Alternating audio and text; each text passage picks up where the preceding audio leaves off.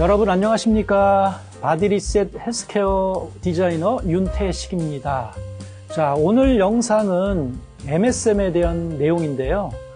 모든 현대인들이 이 MSM을 적극적으로 섭취해주지 않으면 안 되는 그 이유에 대해서 알려드리도록 하겠습니다.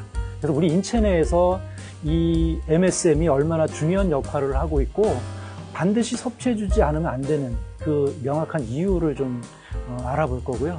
그 다음에 이제 우리 황의 순환이라고 해요. 황이 우리 몸에 들어와서 나가고 이게 쭉 연결이 돼야 되는데 일정 부분 이렇게 끊기는 경우가 있어요. 그 이유를 통해서 정말 우리가 지금은 이 MSM을 적극적으로 섭취해줘야만 되는 어떤 그런 필연적인 이유에 대해서 말씀드리도록 하겠습니다.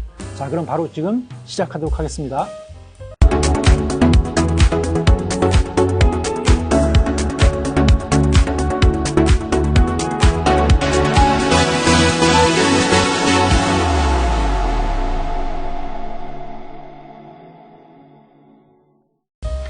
MSM의 정의를 좀 알아보고 갈게요.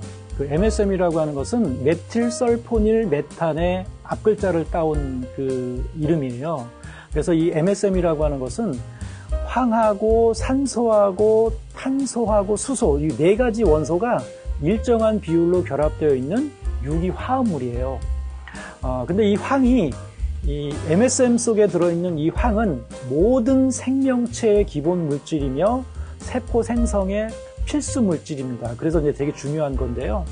그래서 이 MSM이라고 하는 것은 사람이 그 직접 먹을 수 있는 식이유황이에요. 유황이라고 하는 물질은 사람은 직접 먹기 어려운 그런 아주 독성이 강한 물질입니다. 근데 이 MSM에 들어있는 황은 사람이 직접 먹을 수가 있어요. 그래서 이제 지구상에 존재하는 그 어떤 그 식품보다도 가장 많은 황을 함유하고 있는 그 물질이 바로 MSM입니다. 심지어는 그 산삼보다도 60배나 더 황을 많이 함유하고 있는 것이 이 MSM이에요.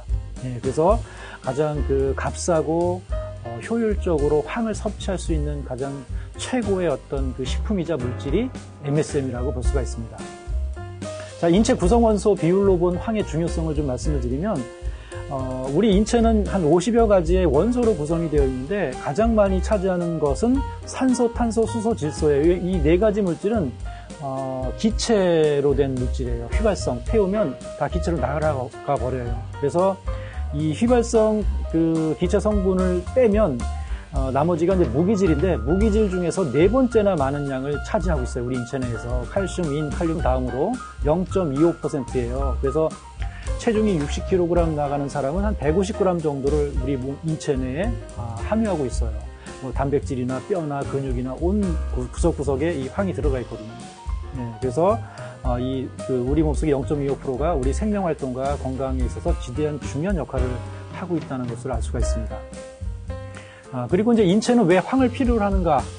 크게 세 가지 이 필수 기능 때문에 그래요. 세포막의 선택적인 투과 기능 조절 기능, 그 다음에 에너지 생성 기능을 활성화하는 측면, 그 다음에 인체 조직의 구성 성분으로 직접 참여를 하면서 어떤 역할들을 하기 때문에 반드시 우리 인체는 일정량의 황을 필요로 하고 있다라고 말씀드릴 수 있어요. 요거 한 가지씩 한번 알아볼게요. 자, 세포막에서의 그 물질의 선택적 투과 기능 조절에는 뭐냐면 우리 세포는 생명 현상과 건강의 가장 기본 단위예요. 그래서 세포 안에 모든 생학 반응을 통해서 우리 생명과 건강이 유지가 되고 있는데 그래서 세포 안에 영양 성분이라든가 여러 산소가 이렇게 적절하게 들어올 수 있어야 되고 그다음에 세포 내에서 발생된 여러 가지 독소나 노폐물이 잘 나가서 배출이 돼야 돼요. 그래서 이 세포막에서 영양분은 들어오고 노폐물은 그 배출시키는 이런 기능을 우리가 세포막에서의 물질의 선택적인 투과 기능이라 해요. 이 기능에 있어서 황이 절대적으로 필요하다라고 이제 볼 수가 있는 거고요. 그 다음에 미토콘드리아에서 에너지 생성 기능이 활성화에도 이 황이 없으면 안 되는데요. 자, 미토콘드리아는 우리 몸에서 에너지를 만드는 발전소이자 열을 생산하는 난로라고 볼 수가 있어요. 그래서 우리가 MSM을 먹게 되면 이 미토콘드리아의 아세틸코에이하고 티아민, 비타민 B1이라고 하는 거, 그 다음에 비오틴을 생합성을 원활하게 시켜서 이 미토콘드리아라고 하는 발전소가 잘 돌아가게끔 해주는 거예요.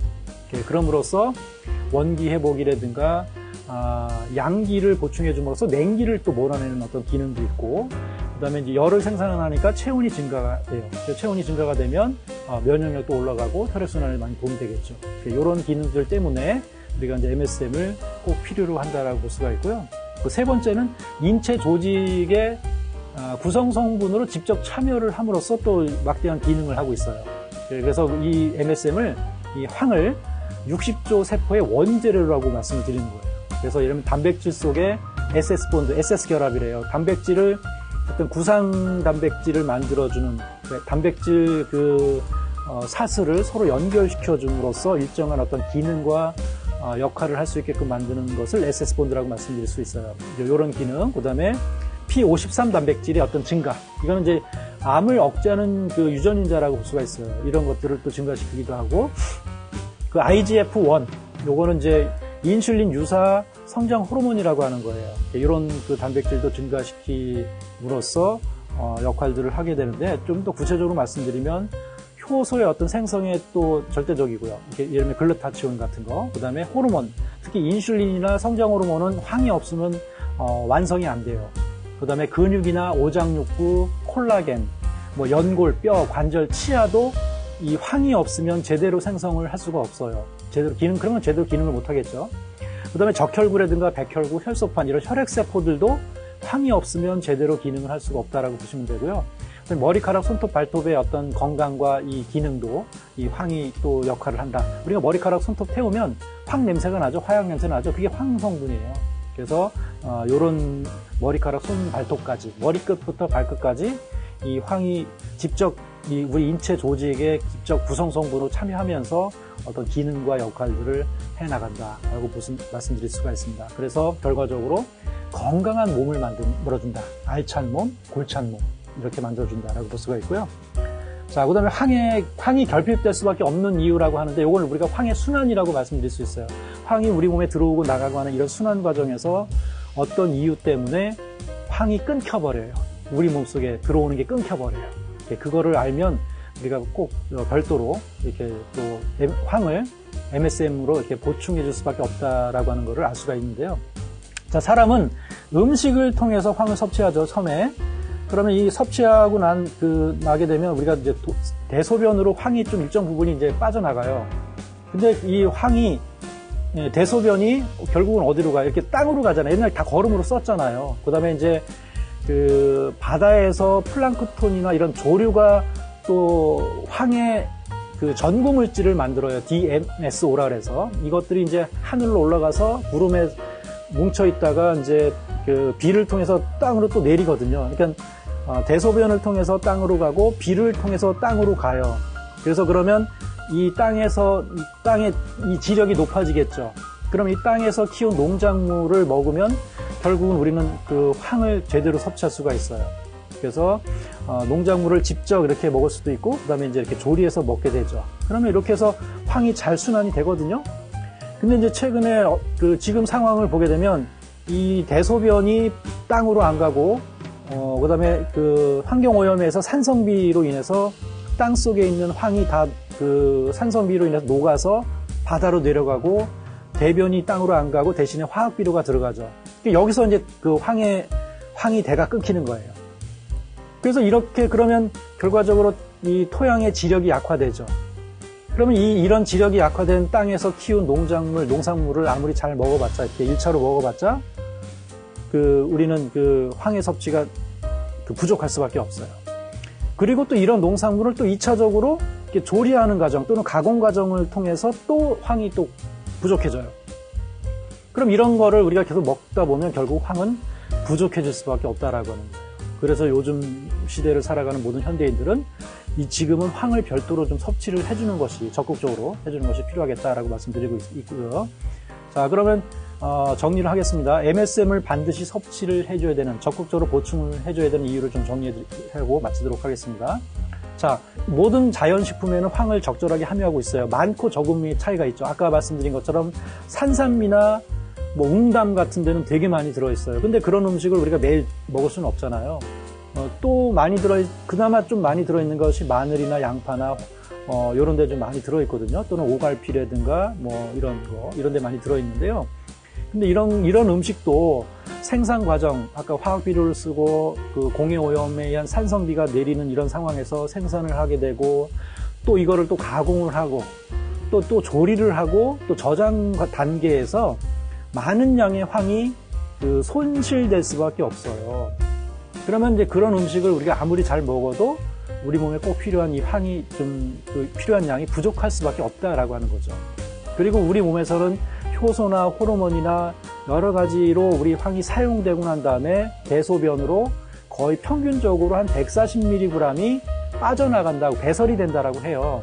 사람에 따라 더 많이 나가는 사람도 있을 수 있고 더 적게 나가는 사람이 있을 수 있는데, 뭐 평균적으로 한 140mg 정도가 매일매일 빠져나간대요. 근데 빠져나간 만큼 보충이 안 되게 되면 결국은 그 일정 정도 양이 그 결핍이 되게 되면 이제 그것이 뭐 관절이 약화된다든가 혈관이 탄력성이 줄어든다든가 여러 가지 뭐 글루타치온이 생성이 안 돼서 뭐 활성산소를 제거를 못 한다든가 뭐 바이러스나 세균에 쉽게 감염이 된다든가 이런 이제 현상이 벌어지게 되겠죠. 그래서 빠져나간 만큼 부족한 황을 제때에 보충해 주지 않으면 여러 가지 만성 질환에 걸릴 수밖에 없다. 그래서 요즘 현대인들은 매일매일 적절한 양의 MSM을 통해서 이 황을 적극적으로 섭취해 주는 것이 필요하다라고 하는 말씀을 좀 드리고 있는 겁니다. 예, 그래서 오늘은 이 황에 대한 부분, 특히 이 MSM의 가장 기초적인 부분에 대해서 말씀을 드렸고요. 다음에 더 자세한 또 이 황에 대한 또 다른 내용을 가지고 다시 찾아뵙도록 하겠습니다. 오늘 영상 여기서 마치도록 하겠습니다. 감사합니다.